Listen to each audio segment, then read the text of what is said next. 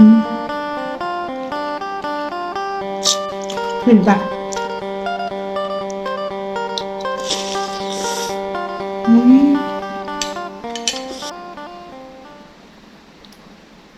สวัสดีจ้ามาพอกันอีกแล้วค่ะมื้อนี้สิพากินก๋วยเตี๋ยวจ้า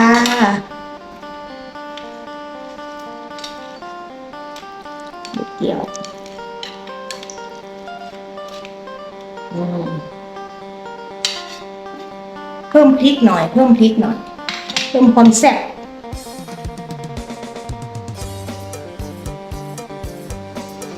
ก๋วยเตี๋ยวเนื้อแล้วจ้ะ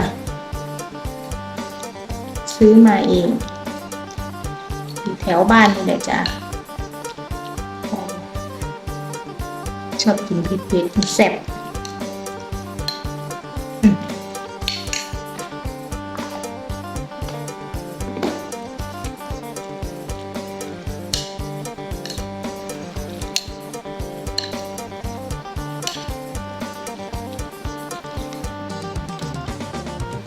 ชิมจ้ะนะเอาใส่ถั่วงอกถั่วงอกด้วย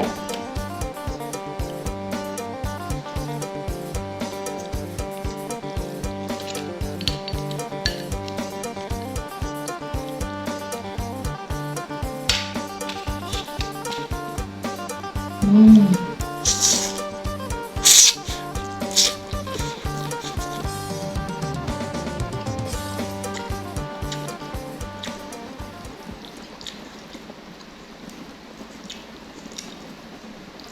สบายหน้าไม่สบายหน้าพอใช่นะ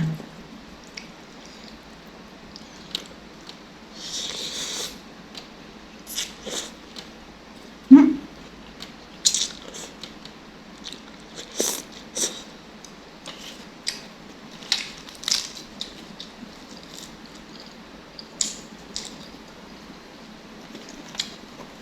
มูลค่าเลยเอากันครับอืมก็ก๋วยเตี๋ยว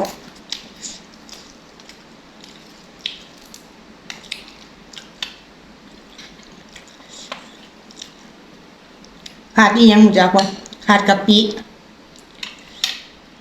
เดี๋ยวแปลวข้าวนึงกันด้วยข้างนอกห้อนครับเปิดของเด็ดแล้วได้บัดที่นี่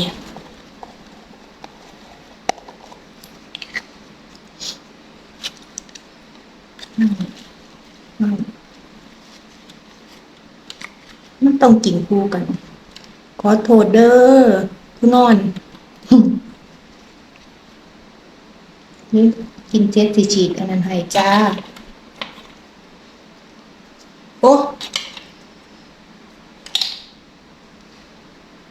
อืมอืม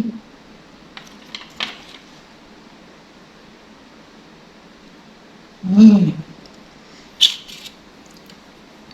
แบบนี้จ้า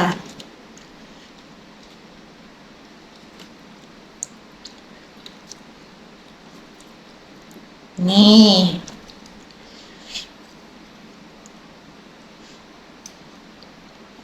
อันบ่เผ็ดกับบ่แซ่บนะจ้ะ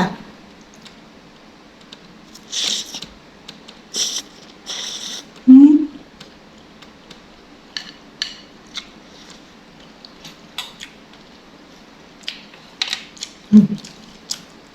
ถ้ามึงมาเสียง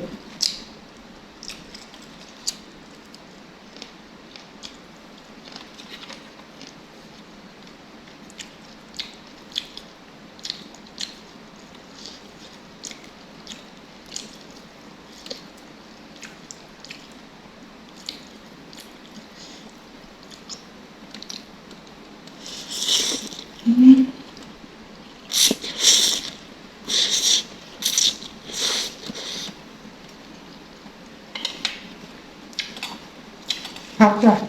สลัด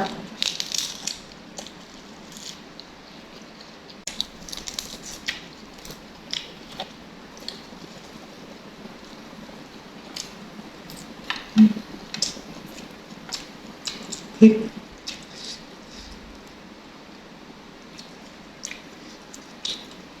คือ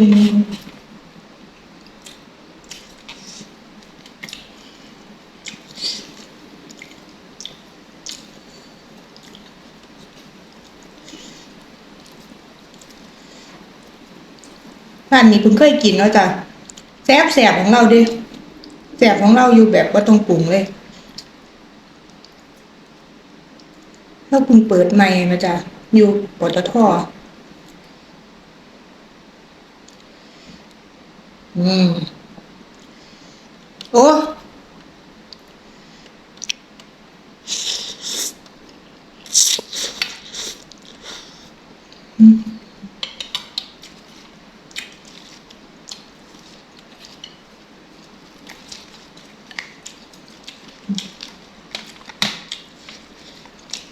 ของคู่กัน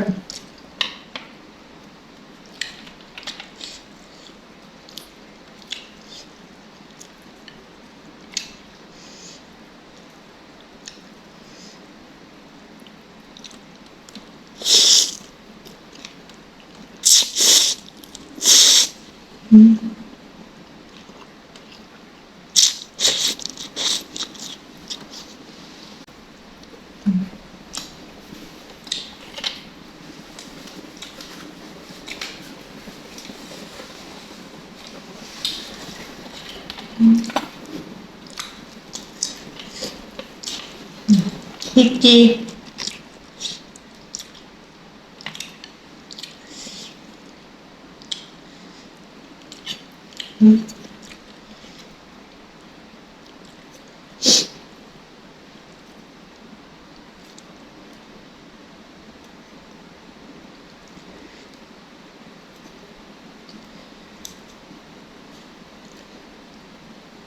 นะจ๊ะอืม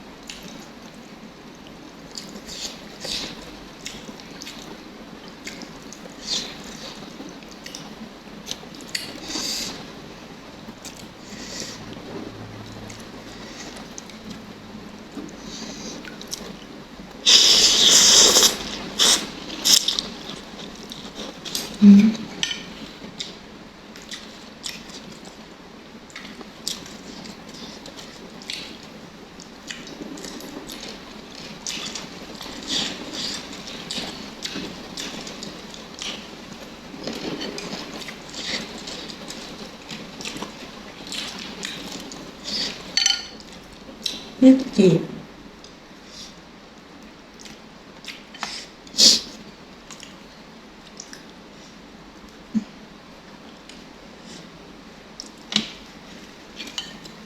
ถ้ามีพริกจีนี่ต้องมีกะปิมันยังเข้ากัน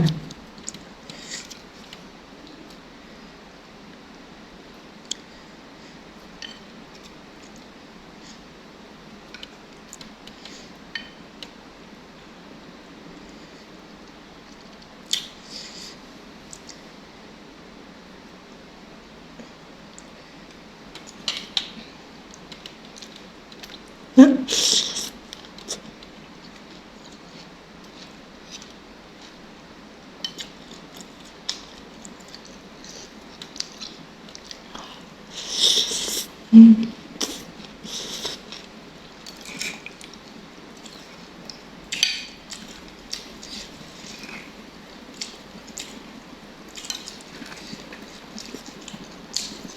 กิน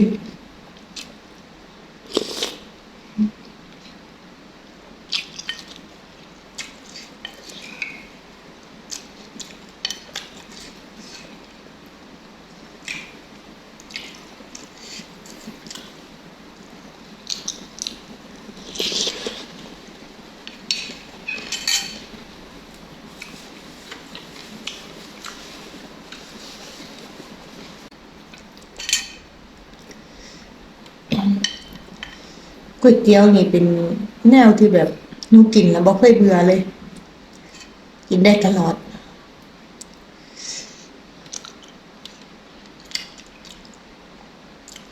น้ำเราข้นขนไหมจ้ะเบิ่ง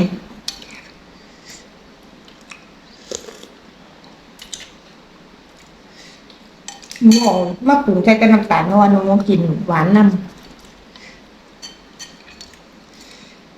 จ้ะ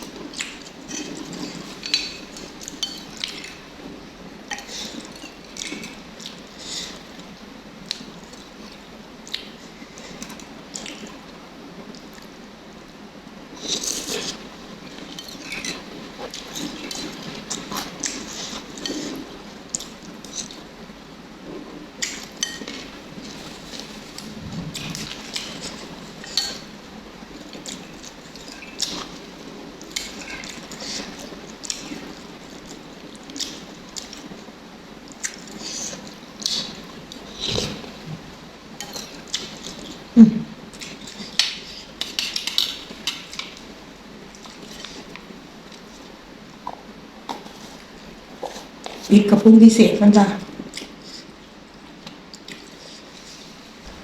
อิ่มแล้วค่ะ ถ้าผู้ใดมักคลิปนี้ก็ฝากกดไลค์กดแชร์ฝากติดตามด้วยเด้อค่ะ เพื่อเป็นกำลังใจในการเฮ็ดคลิปต่อไปขอบคุณค่ะ